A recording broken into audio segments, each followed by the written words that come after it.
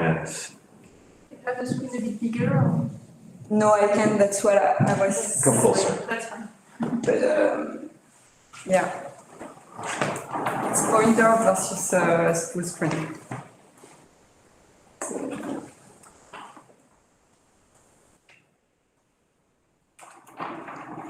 Is there any general business before we start? Announcements? Something? Everybody knows everybody. Hey. I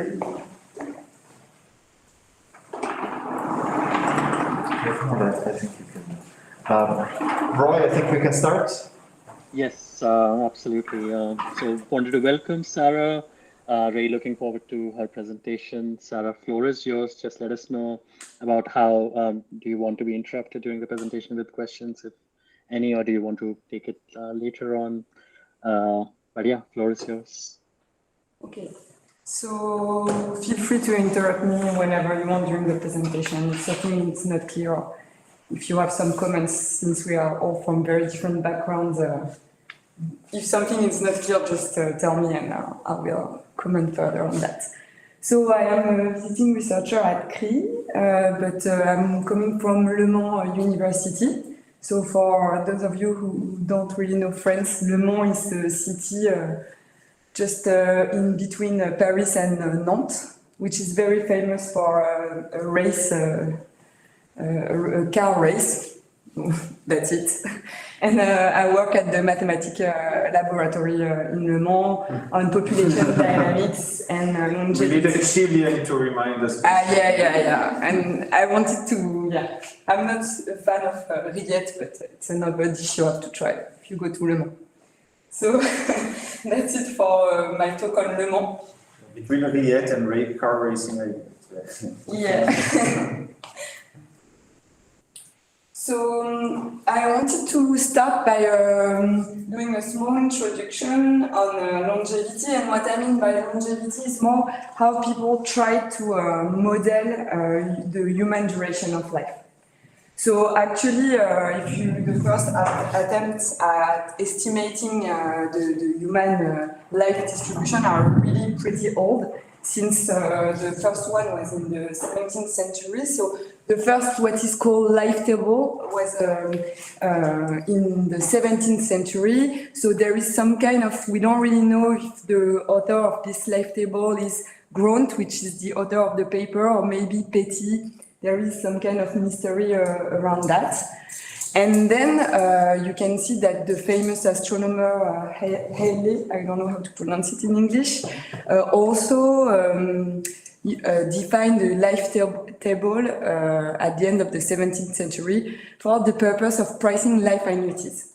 So actually the first life table was really for pricing insurance contracts. And what is a life annuity is like when you purchase a contract that will pay you a certain amount of money every year until you die. So the insurer is taking your risk of living very long and having no saving at the end of the your life. So what is a life table? You can see one here. So it can be presented in different way, but this is the one in the original paper of Halley. So you have here the ages. So here you have the ages of the individual, and you have how many individual remains for different ages. So for instance, at the beginning, you start with 100 individuals, and then you compute, in average, how many individuals will survive to age 1 to age 2. So here it's, so for this table, which is from the 17th century, you can see that, for instance, the probability of surviving from age 0 to age 60 is around 200 divided by 1,000. So these are the first life table, and since if you want to price these insurance contracts which give you money until you die, then the insurer must know approximately how long people that the insurer are going to live. And that's why they wanted to estimate the distribution of the human lifetime as soon as this period. And actually, so these contracts were edited by cities and states to raise money for wars. Not only for that, but this was a way for city to raise money, to get some cash, pay for war, and then have to pay people for a really long time, and they don't know if they will have the money, and this is actually still the case. So then... Nothing much changed. Yeah, no, not really. Except people are living even longer, but yeah. So then at the beginning of the... And wars kill more people. Yeah, at the 19th century, people started to search from statistical distribution to model this empirical lifetime that had been estimated from data. And the first one, like we usually say that the first person who proposed a statistical distribution to model the duration of life was actually Gompertz with his law of human mortality. So you see it's quite old also. And Gompertz stated that he thought that the mortality rates first depend on age, of course, your probability of dying increase with your age, and he supposed that it was an exponential function of age. So that your probability of dying will increase very rapidly with age. And actually, this is still considered as some kind of fundamental law of mortality. And what is really, I think, interesting is that he was also an actuary. He also wanted to price life annuities, but this law is not just for humans. So actually, this exponential increase of the probability of death with age also applies to other species, and is also used to estimate the lifetime, the age of other species. So then after that, there were many models who used this model to build new mortality models, and that was the kind of beginning of a mathematical way of modeling human mortality. So if you want to look at, and then also the other point that I wanted to say is that there is really in this field a huge tradition of data collection and openly available data. And for instance, the first collected data on mortality and populations, at least in France and in England, was around the mid-19th century with the creation of the Statistique Générale de la France, which is the ancestor of INSEE, so it's very old, and the GRO in England, which is the ancestor of the Office for National Statistics, so the INSEE of England.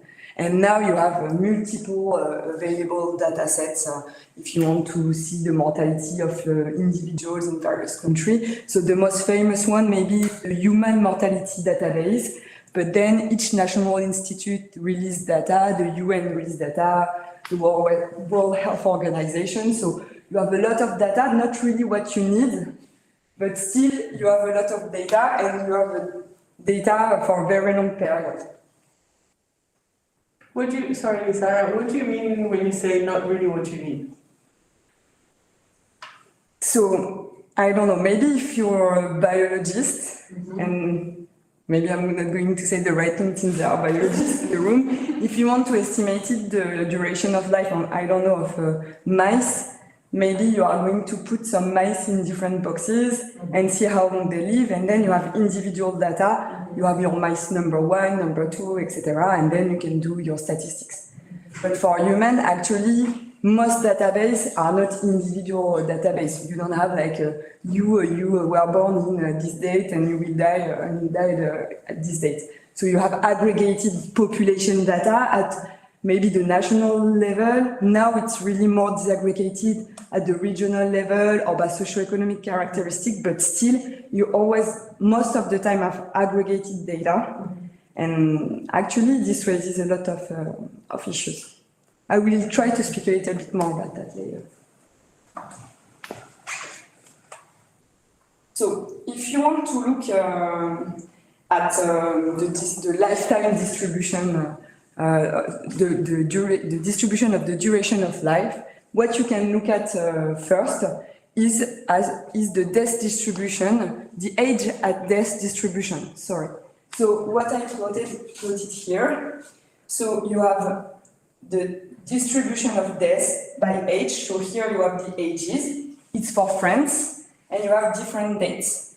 So in red here you have, so this curve is 1930. Then in blue here you have, in green you have 1950, in blue you have 1970, and then in violet you have 2015.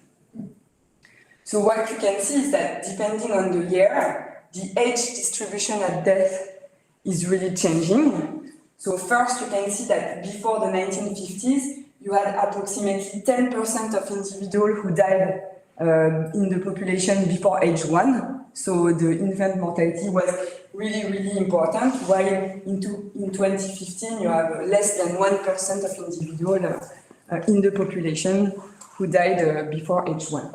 And of course, what you can see is that the age at death is increasing. The average age at death is increasing, which is kind of reassuring. And that now most people die around age 80, 85. But when you look at the number of deaths, the issue is that you are not looking at really how people, the distribution of the duration of life of one individual. Because of course this depends on the population, also you are, on the population you are looking. So for instance, if you are much more individuals which are really young, in a very young population, mechanically you are going to see a lot of death around young ages, even though people have not really a higher mortality rate at younger ages. So this is not normalized in some sense, and when you look at the number of deaths, it's really interesting, but it tells you something about the mortality of individuals in the population, but also the shape of your population. So if you look at the shape of the population, so this is the age pyramid for France in 1950 and in 2014. So you can see that the age distribution is really, really different. You can see here that there were much more in proportion individuals of younger age in the 50s than in 2050. So this decrease of the number of deaths at young ages that we saw on the previous graph can be attributed either to a decrease simply of the number of younger individuals in the population, or in the decrease of mortality rate at younger ages, and actually it's both. You can see that you have some generation or cohort which are really less represented, and this is because these are the people who were born between 1950s and 1920. So this is not the these people are people who were born between 1915 and 1920. So this means that people during this year, the fertility rate, due to the war, of course, was really, really low. And so if you come back to the previous graph, you can see it here actually. Because for the curve, so it's here, I think. You can see a small decrease in the distribution of deaths around these ages for the, no, I'm not looking at the, it's here. For individuals of age 30-35 in the year 1950, and this doesn't mean that these individuals have a mortality rate which is lower than other individuals. It just means that there were fewer individuals of this age at this time. So if you look now at the age pyramid of France in 2014, you can see also that you have a kind of baby boom effect in France, which lasted actually a very long time, with a generation which have more individuals than other generation, and that just before that, individuals who were born during the Second World War were much less. So you can also see that in the graph about the number of deaths. Here, if you look at the distribution of age at deaths in 2015, you see this decrease here. which doesn't mean that these people have a lower mortality rate, but just that there were fewer individuals. So this is really simple and logical. So what people do to study only mortality is that they are going to study mortality rates. So they are going to normalize quantity to isolate the effect of mortality. So roughly, so everything is not really rigorous, but what is a net specific mortality rate at age A and time t? So MAT is approximately, so if you survive to age A at year t, MAT is your probability, of dying during the year t at age A, approximately. And so if you want to estimate this quantity from the data that you got, then the mortality rate, this is very intuitive, is going to be approximately estimated by the number of deaths of individuals of age A during the year, divided by the number of individuals in the age class. So then, if you look at that, here, you have a graph of mortality rates, the evolution of mortality rates in France for different years. And this is represented on a log scale. So, that's why you have here negative numbers. So we are representing the logarithm of mortality rates because the differences in mortality rates between younger ages and older ages is so big that if you just represent mortality rates, you are going to see something like that. So you are not going to see something for younger ages. So what you see here is an important mortality, the infant mortality rate, which is much more important. Then the mortality rate decrease for younger ages, and then increase again for older ages. And here, from age approximately 40, you can see some kind, for all years, a kind of linear increase of log mortality rates. And you find again the Gompertz law, which stated that the mortality rate increased exponentially with age. So on a logarithm, or on a log scale, this means that it's going to increase linearly with age. So the Gompertz mortality law is kind of is approximately verified. So for different years, so in violet here you have 2015, you can see that at all ages, mortality rates are lower for now than before. So the mortality rate decreased for all ages, but you can see that between the 50s and now, it's really, the infant mortality rate decreased a lot. So now it's literally, it's really less important. The exponential stays constant. You mean the rate of increase?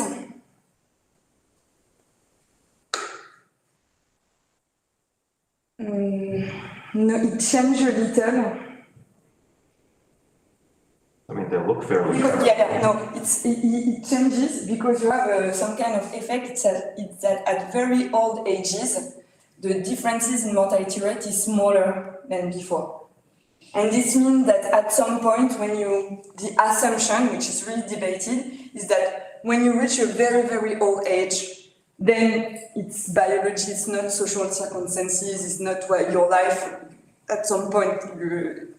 So this is really debated, but what we observe in all the data is that at older ages, the mortality rates are all converging. So this means that the increase of the line are not really parallel. That's what you mean?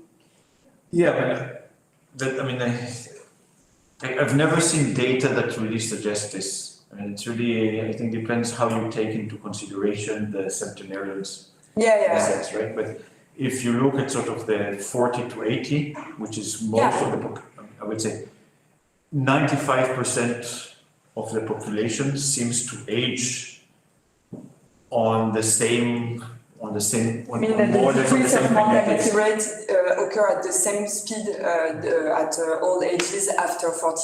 Yeah, so let's say in this, there's a bump for males that I think you don't see females, right? Well, around the age of 20, but the overall Gompertz phase Yeah. It seems to shift by multiplicity rather than changing in slope.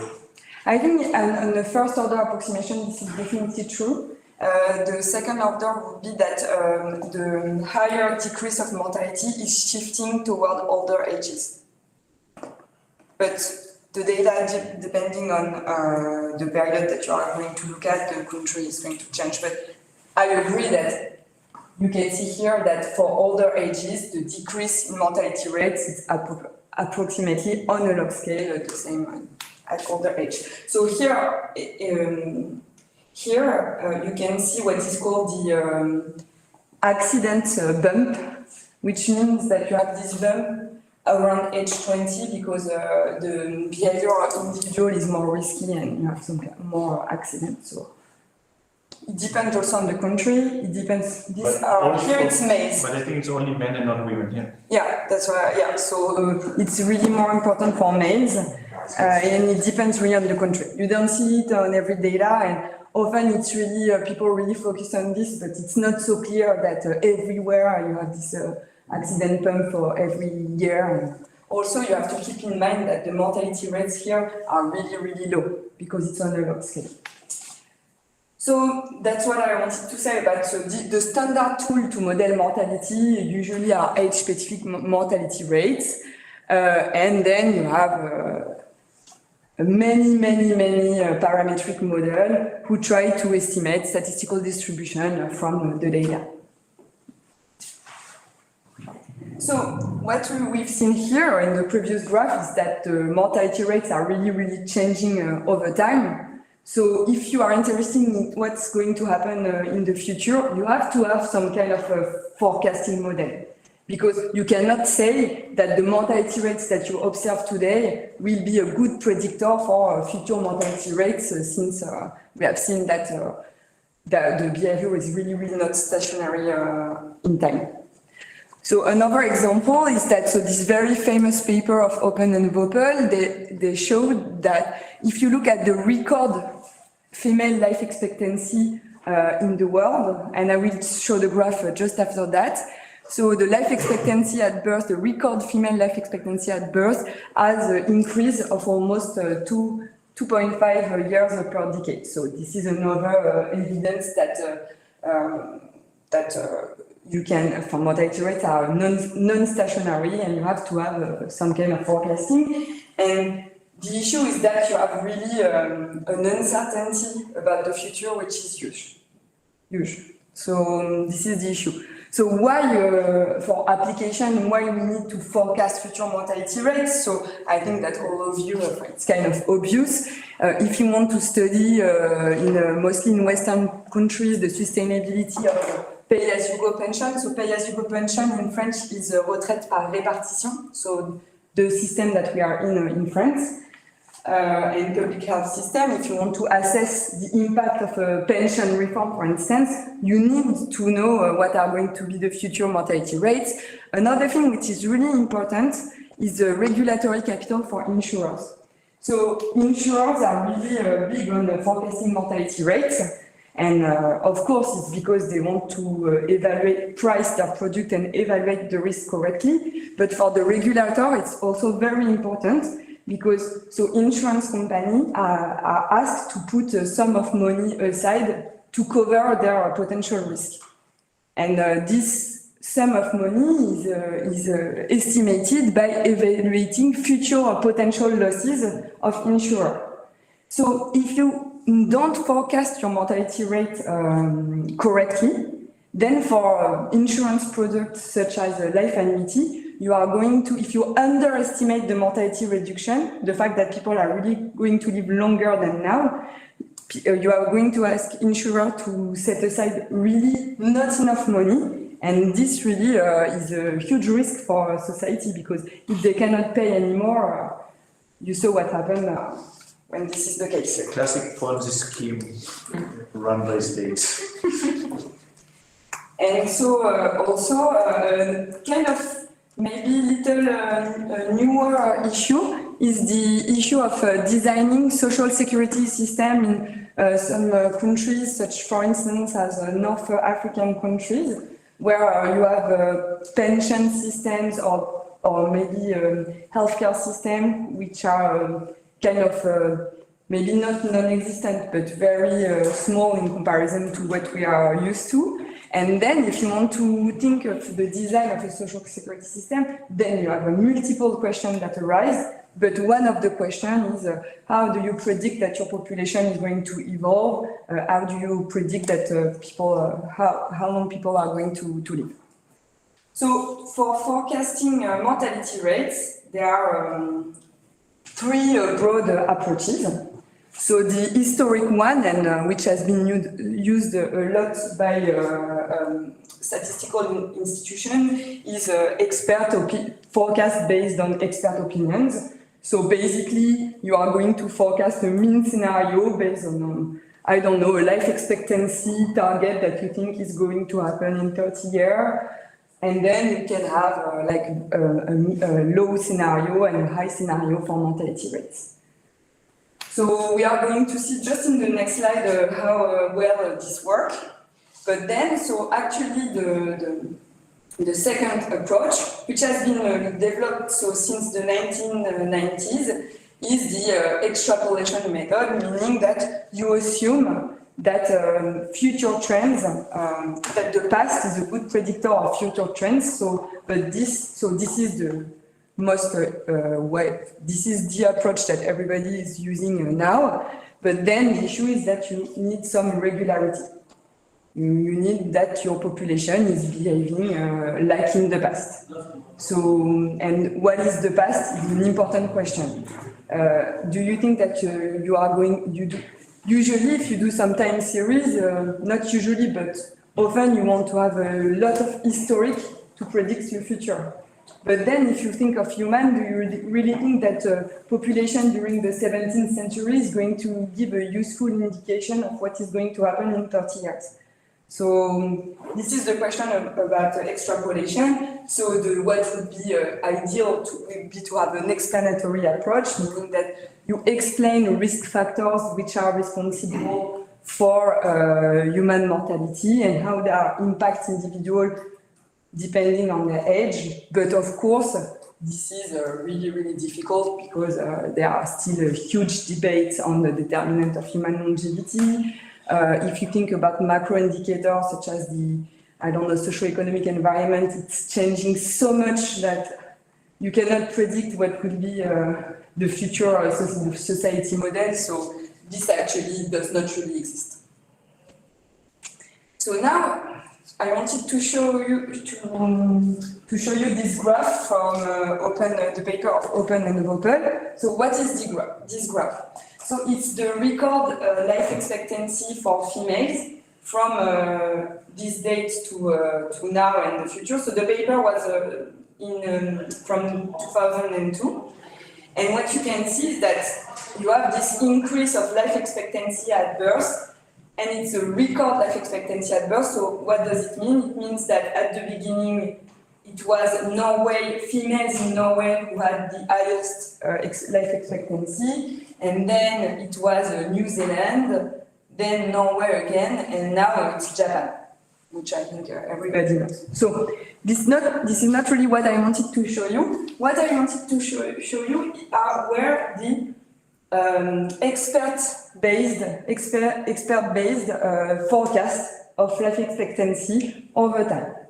So if you look at this line, for instance, it means that in 1920, this paper predicted that the maximum life expectancy that humans could achieve was between 60 and 65.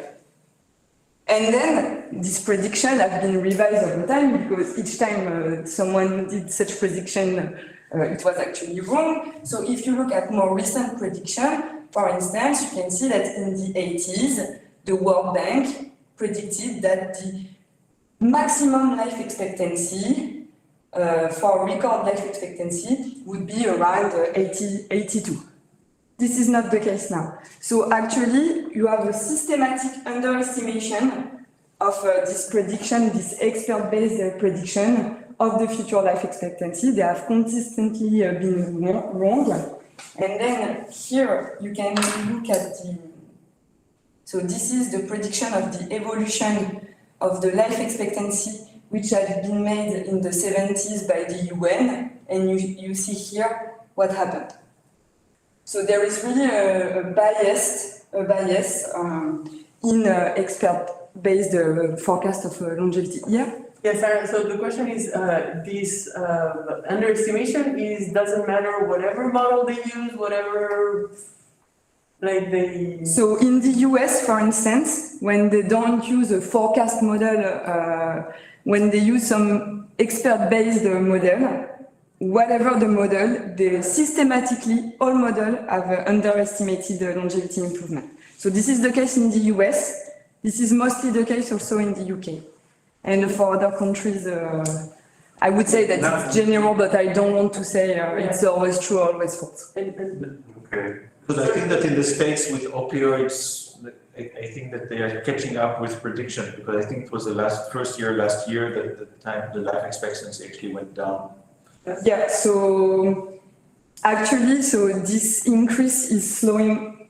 We see very recently, we have seen a slowing down, but not only in the US, in other countries. So now people are saying, okay, we are reaching some kind of, I have no opinion on this. I just want to say that expert-based opinion are really going to be biased on what's happening now. But then extrapolatory forecast is assuming that the past is a good guide to the future. So yeah. So my last question, sorry, is like when the predictions are made, like how like the predictions were made in 2002 for what we're observing now in 2022, or like how much time is there between when the prediction is made and what we observe that there's such a big difference? So for instance here, the prediction was made you can see it's the prediction was made approximately between the 70s and the 80s, and you can see that 5 years later, you were still diverging. So it's a very even with very short term there. But this is the record female life expectancy. So you always take the higher life expectancy in all the countries. So this is going to be more extreme. But even if you look at national data, usually, like we usually say that forecasts more than 10 years are becoming to be. So that's why, and that's a little bit the end of my talk, but maybe the type of forecast that you want to do depends on what you want to compute. If you want to compute regulatory capital for an insurer who is exposed to longevity risk, then you have to be maybe not conservative about the evolution of mortality rates and take the higher scenario. To be conservative in the sense that they say, if you want to do that, but there is, and so maybe the goal is not to predict exactly what is going the future mortality, but maybe to have some kind of experimental, you can experiment with various scenarios, experiment a lot, and then do some kind of average. Yeah. I'm just surprised by the fact that there's not that much noise around the line because they're all different countries, right? Yeah. So there is some kind of debate around this paper. Is I think the citation is maybe more than 4,000, and so there is not much noise. And they argue that it is because it's the record life expectancy, and for these authors, there is a linear increase of life expectancy at birth, record life expectancy at birth, and it's going to continue.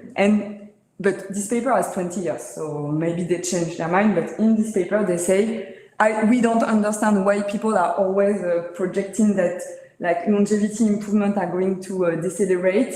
Because if you just look at this curve, it's a line, and the more intuitive way to think about the future is to project the line. It's not. For YouTube, I just want to say that it's a little bit more complex than this, but just to summarize. Even if you look at the median life expectancy in many countries, you see a linear increase. increase. Pretty robust. But then, if you look at life expectancy at different ages, like life expectancy at 65, which is going to interest you if you look at older ages for pensions, for instance, then it's different. The evolution is really different. So but it's still kind of linear. Actually, I'm going to show a graph on that later. I don't know if there are questions in the chat. No, I don't see any right now. Okay. So just coming back to this mortality rate. So when you look at mortality rates, it's good because you can focus on just the distribution of the human lifetime. But then you totally forgot in some sense that you don't observe mortality rates. What you observe is a population evolution. So a number of individuals in the population and people dying every year. And when you only focus on mortality rate, you kind of forget that these are a byproduct of the population dynamics and that the population evolution is really complex for humans. So when you look at mortality rates of individuals are something only depending on age and time and maybe some other characteristics such as gender or socioeconomic characteristic, you kind of assume that all individuals are independent and that their longevity only depends on themselves, that there are no interaction between individuals. And this is kind of the issue, one of the issues that we wanted to look at and to take into account. Because it seems kind of weird in some sense that mortality rates of individuals do not depend on the population as a whole, like the number of individuals in the population. If you live in a very small population or a very big population, does it affect your longevity? Another thing is that the cohort size, your generation, if you are part of a bigger generation, does it affect how long you live? There is more local interaction, so there is some research on that, like how your network influence the way you live, your relative position in the social hierarchy, etc., etc. So the question of interaction, I think, is really important, but then how you would define the parametric model of mortality which include this interaction for humans is really complicated. But if you look at population in biology, if you look at population dynamic for, I don't know, ecological system, then you will never have a model with mortality rates which do not include interactions such as competition, for instance. You will always think that individuals are competing for resources, and then you will have some competition and interaction between individuals. So for humans, I don't know, it seems a bit odd to use this kind of competition for resource model directly for human, because for what are we competing, etc., etc. So having a direct model ready to go now, I think is really, really difficult, but at the same time, an important question. And the second question is that I will start by talking is the aggregation issue in the presence of heterogeneity. So I'm going to discuss it in the next slide. But when you have an heterogeneous population, so when you have people who, depending on their characteristic, are not living in average the same time, then when you look at national data, which is the national data, you aggregate a lot of people who behave very differently. And when you aggregate these people, it's really, really not sure that the standard models that we use are robust to the fact that the populations are heterogeneous. So this is an issue, and I will try to discuss it in more details. I have a question that might fit in well here. So when I look at these very straight lines, these very predictable looking lines, what I want to know is if we look historically at interventions that have increased longevity. Changes in the population structure. Things that I can name are probably the decrease in smoking, the invention of antibiotics, probably certain cancer drugs, probably the creation of national health services. Vaccination. Sorry? Vaccination. Vaccination, that's a good one. Yeah, so discrete, identifiable step changes in longevity, in lifespan, versus a more distributed, a more difficult to define. So you could imagine. So the question is, what is driving the increase? How much of it is big, obvious, identifiable technology step changes, and how much of it is 1,000 little things that are happening every day that are distributed all across society that we can never identify?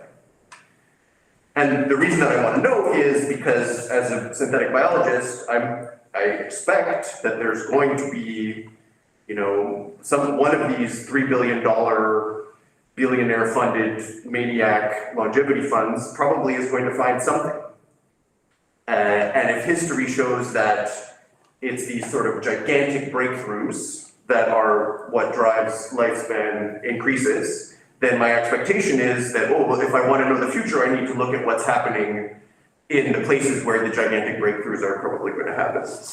But on the other hand, if the longevity increases are driven by a million little things, then instead what I would put my attention to are cultural changes and national health services and the kind of big social forces that create this incremental change over time. So this is a very big and interesting question. So first, what is difficult is that with human longevity, you see everything with an important delay. So for instance, if you think about the beginning of the 20th century, so what had a huge impact on a thing that had a huge impact on increasing the longevity are the big public health measures that have been put in place in France and in England, for instance. I'm just talking about the countries that I know best. And also in the US, for instance, with the access to water, purified water, and the construction in big cities of sewage systems. So you had that, but then this improved the longevity. Like if you are a child and you have access to a good water when before you didn't, this effect on you is going to happen on a very, very long time scale. So we do not see responses just after the effect. So this is, even with vaccination, if you vaccinate people, maybe, okay, they are not going to die tomorrow of the disease, but also maybe they would have gotten the disease 30 years later if they would have not had access to the vaccine. And the effect is going to see, you are going to see the effect much later. So this delay makes, I think, things really hard if you want to study if like the increase in longevity is following a breakthrough or a very smooth process. So I think that as far as I know, the two things that you see, I mean, the only thing that medically you see very pronounced, and you showed it, is infant mortality. And so in infant mortality, you can really see, okay, when people started washing hands, when they were, etc., etc., etc. This you can see and you can follow this in different countries, and you see that deploying the same kind because of technologies across the world. Because it's during the first year of life, so then you don't have any delay. But everything else you don't see except for punctual, massive killing, like the Spanish flu you would see, and a war you would see a small bump. The main bump you see is actually. So that's the thing I wanted to talk about then is that sometimes you have shocks in society, so it can be mortality shock, but it can be also a change of regime. And then these shocks lead to reorganization, social reorganization, and this can have a huge impact on longevity.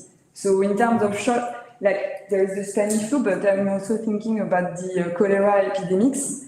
So of course, the cholera epidemics in Europe in the 19th century killed many people. But after that, you had huge public health measures that I was talking about, access to purified water, sewage system, changes in the city plans, etc., came just after this kind of shock. So HIV in some African countries, we see a very strong signal. And I think in Russia, after the yeah, so you just after the end of the Cold War. you had an increase, a very sudden increase, decrease in longevity, increase in mortality rate, decrease in Vodka.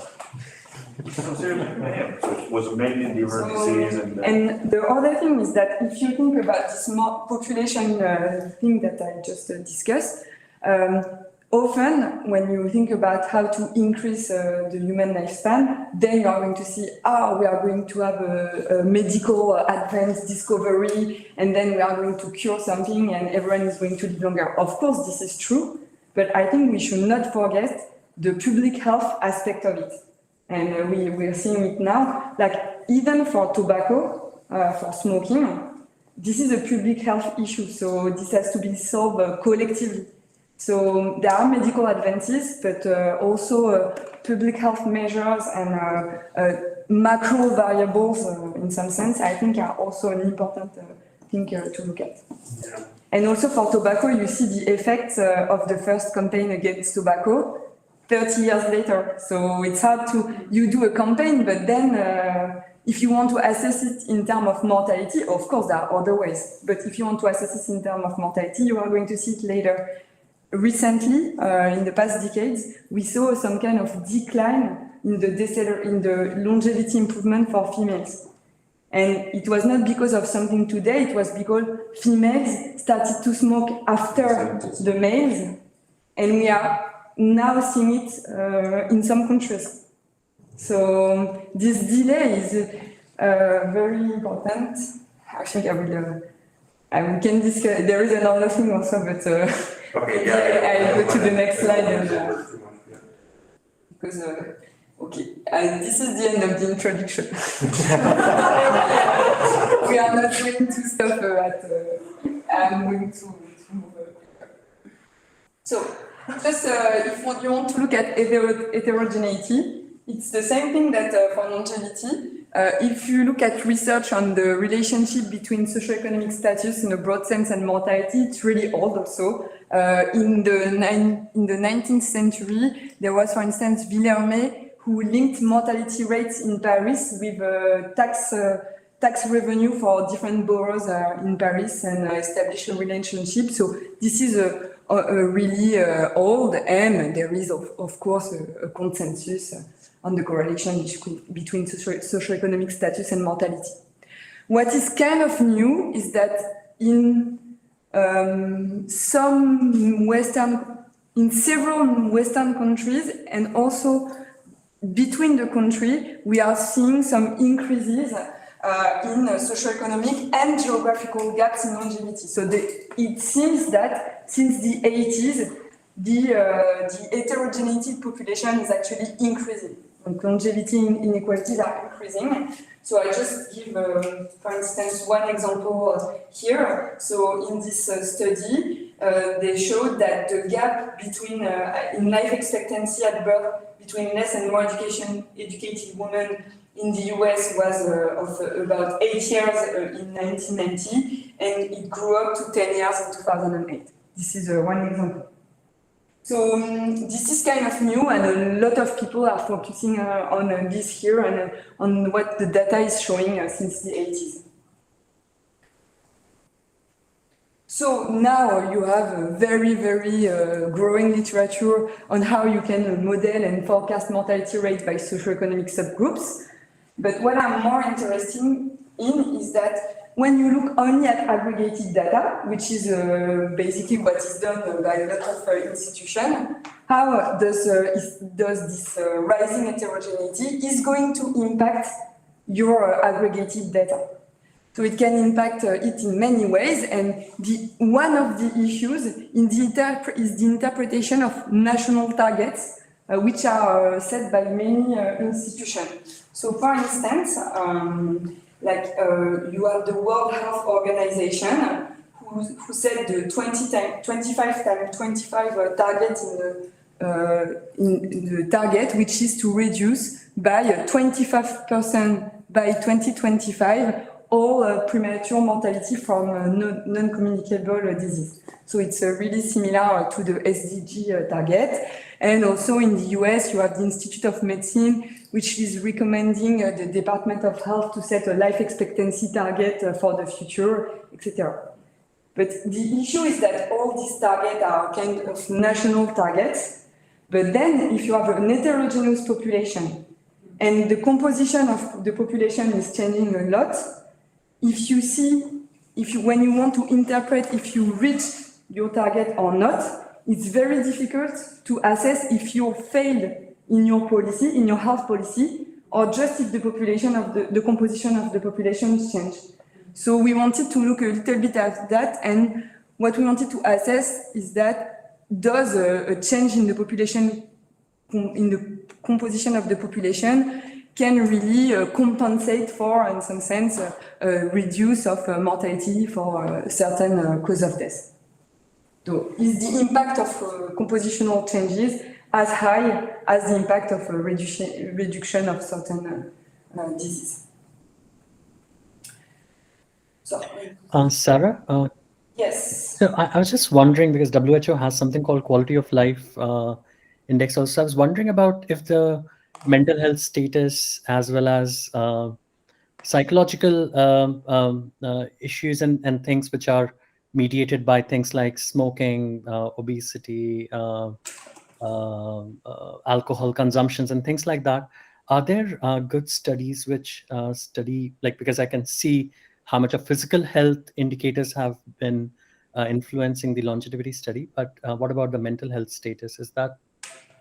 So I'm really I'm not an expert of causes of death first, and I'm even less an expert on mental health, because mental health is usually not really measured in terms of mortality, because you can have a lot of health is not just are you alive or dead, and especially mental health. So if you look at mortality rates due to mental health issue, they are really, really low. So it's hard to kind of study this data. It's just because it's not the good indicator to study this problem, which is really important. So I cannot really answer your question because I really didn't study a mental health issue. So I prefer not to. Maybe most direct could be suicides related to, say, because for insurance company point of view, I was just thinking about like the like unemployment crisis or job loss crisis and things like that, and the suicide rates related to those things could be something. I don't know how they get factored in the. Yeah, there is definitely literature on that, but it's really outside of my field of study. Sure. So the data that we looked at, it's English data. So we have a number of deaths and a population estimate by gender, by age, and also by what we call socioeconomic circumstances. So how do we measure the socioeconomic status? So this is a huge question. But here it's measured by what is called the index of multiple deprivation. So what they did in England is that they divided England and Wales in approximately, I think, 30,000 small areas. And they computed an indicator for each area. So the indicator, you can see here, it's based, for instance, on average income, access to health, access to food, etc., etc. Then they ranked all the areas in England and Wales, and they divided the population in 5 groups. So for the most deprived group to the least deprived group. And this is the data that we had access to. So here you have an evolution of the life expectancy at age 65, for females here and for males here. So in green you have the least deprived subgroup, so the richer people, even if rich is not the good word, but just to that you can remind it. And in red you have the most deprived subgroup, and in black you have England. So you can see this increase in the gap between the most and the least deprived subgroup, since for female it grew from 2.2 years to 4.2 years, which is important at age 65, since for female the life expectancy is around 16 here to 22 years. So if you survive until it's the lifetime that you have left in average if you survive until age 65. So this is well known, and this has been studied by many people. And what we wanted to look at is the population. What can we say about the population in these subgroups? So still in red here you have the most deprived subgroup, and in green you have the least deprived subgroup. And you have the age pyramid in 2015. So what you can see here is that the shape of the age pyramid are totally different regarding depending on the group. So this means that each age group can have a very different composition. So you do not have a standard composition like 40, 60 in the English population across all age groups. So you can see that the most deprived quintile is really younger and average. But also, what is interesting is that you have some generation which have a different composition from other generations. And for instance, if you look at people who were born just after the Second World War in England, so the baby boom in England is different from in France. It's a very short term. You can see that people from the baby boom generation seems less deprived than generation before and after. So you have a cohort which has kind of a wealthier distribution.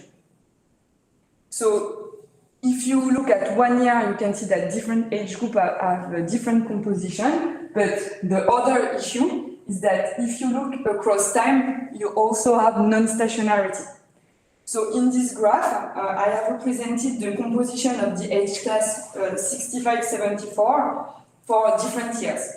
So here you have individuals who were in the age class in 1981, here it's in 1990, and etc. And here it's in 2005. And in green also you have the less deprived subgroup, and in red the most deprived subgroup. And what you see is a decrease in deprivation for this older age class over time. So you can see that in 2015 you had the individual in the age class were wealthier than in 2081. So this is for this age class. But this is not the case for other age class, so really you have a mixed effect in all sense. They are relatively wealthier, it doesn't mean that they are... Yeah, the distribution in the age class of the subgroup is changing over time. Yeah, this is not in comparison.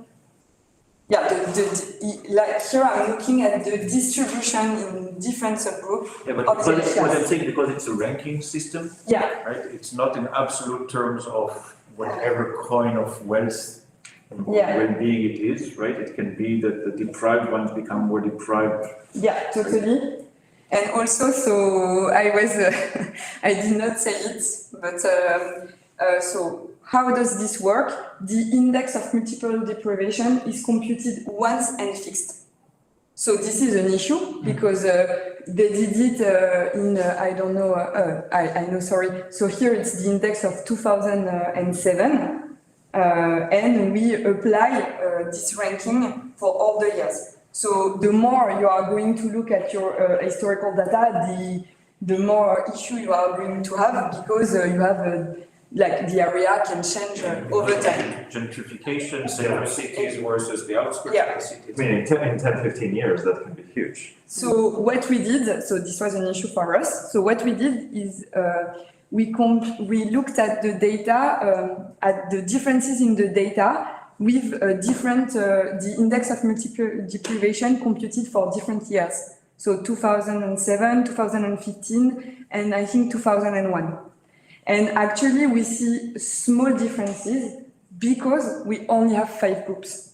So I think that, of course, Intergroup. yeah, but if you want to look at really small scale and how people evolve out there, then you can see. But in average, for this stuff, we didn't see.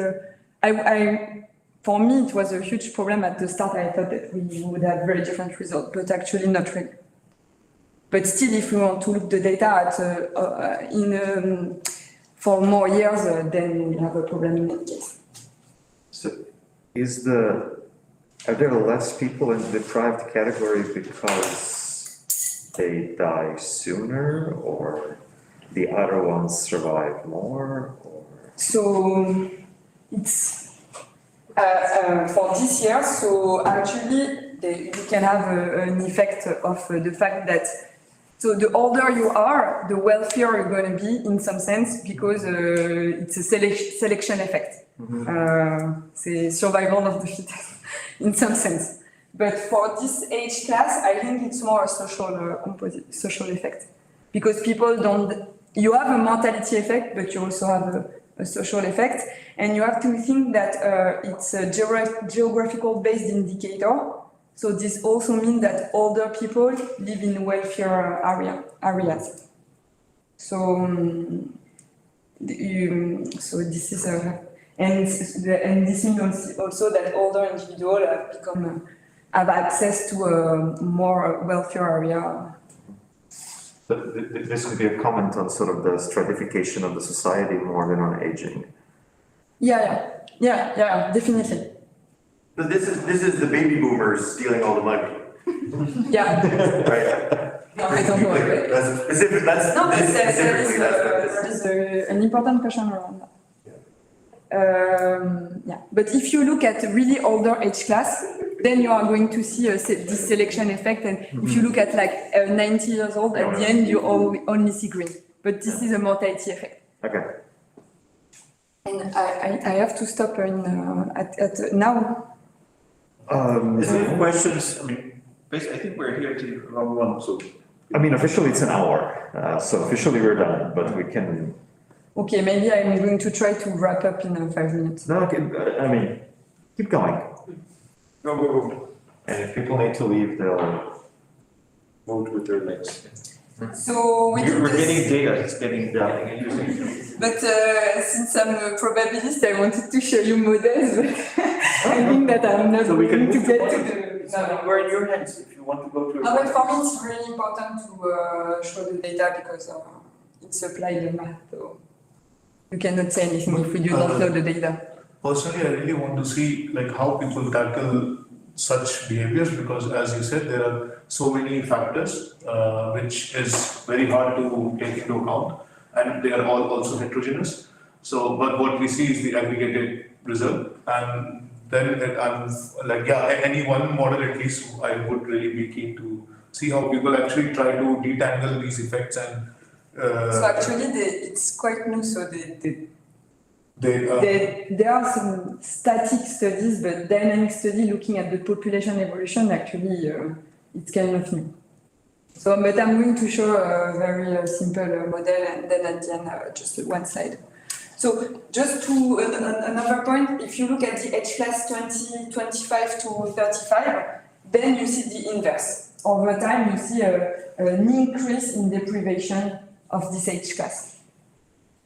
So then again, the interpretation this is subject to interpretation, but this is what we see here.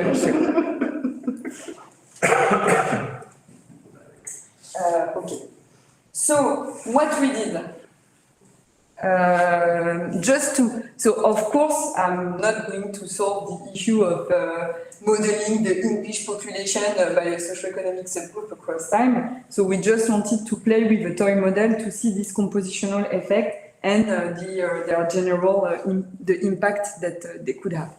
So we modeled the population, the evolution of each subgroup by a McKendrick-von Foster model. So it's a deterministic model here.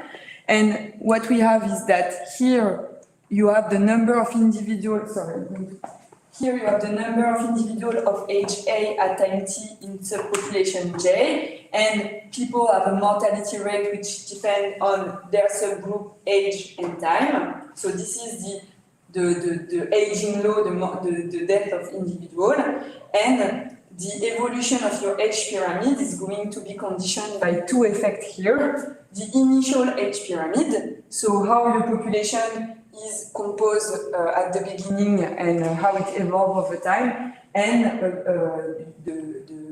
the entry of a new individual of age 0 in the population.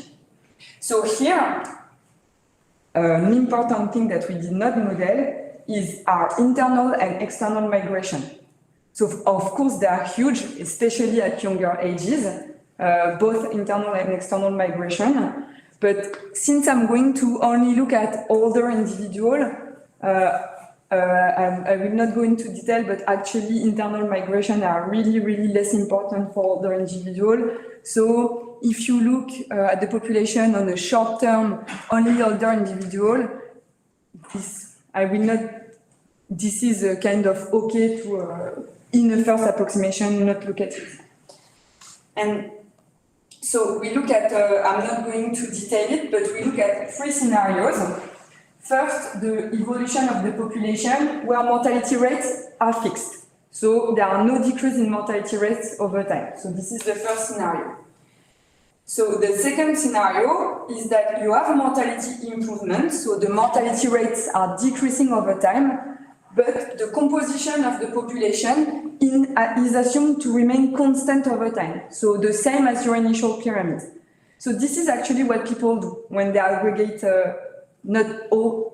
this is a common practice, let's say, when you aggregate various groups, and the last scenario is you have mortality improvement without composition changes, it's scenario C, and when we combine both, you have scenario B, population evolution with mortality improvement.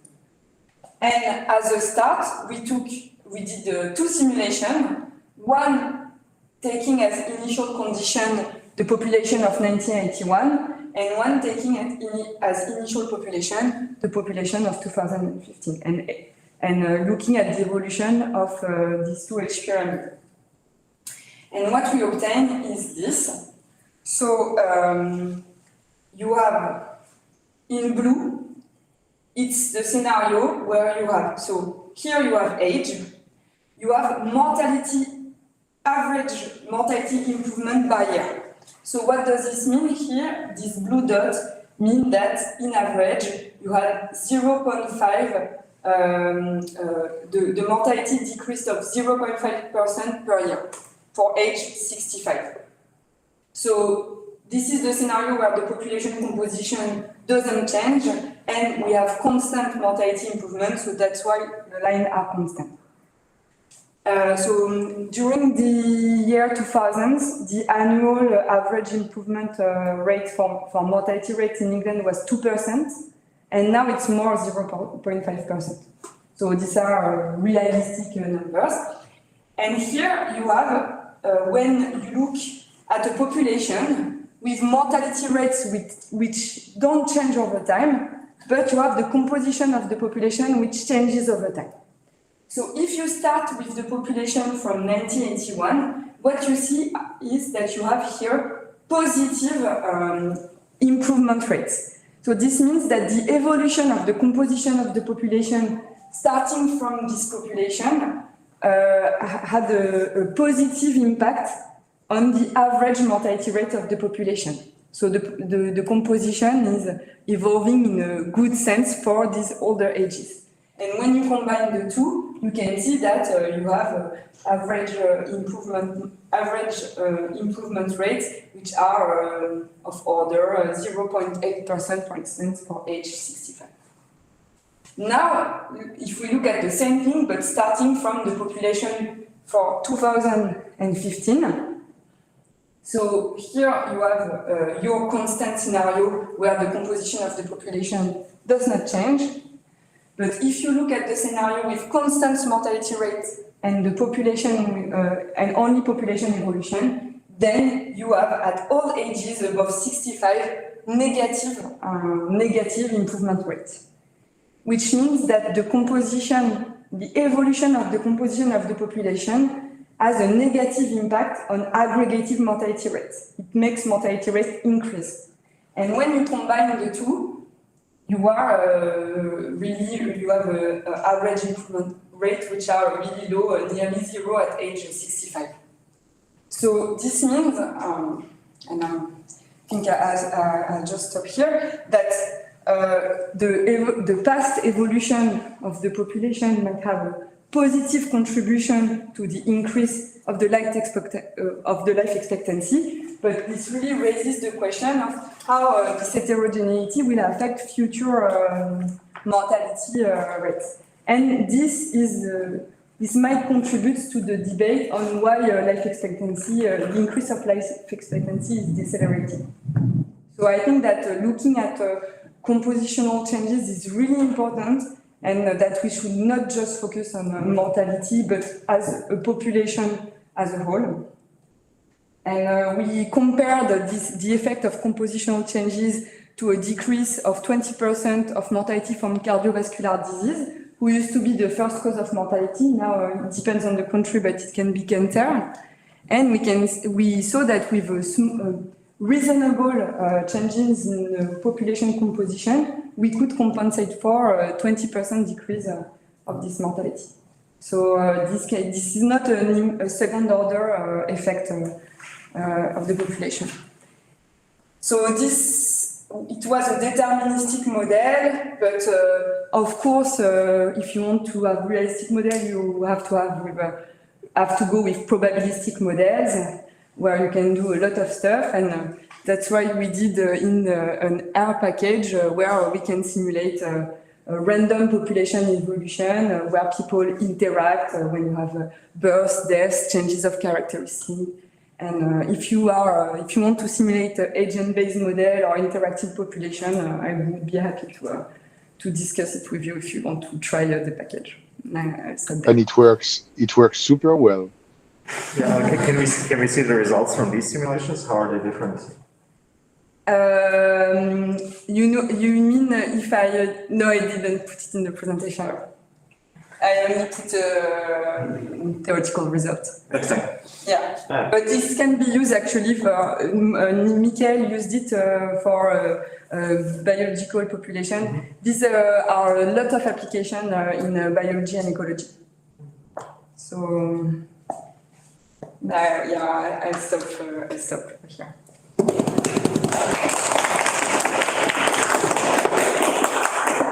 Thanks, Sarah. Cool. Definitely learned a lot. Thanks so much, Sarah. Next week, please join us for Leo's talk on fourth dimension, use of VR in microscopy. Thank you, Sarah, again. It was awesome. Thanks. Take care. Right.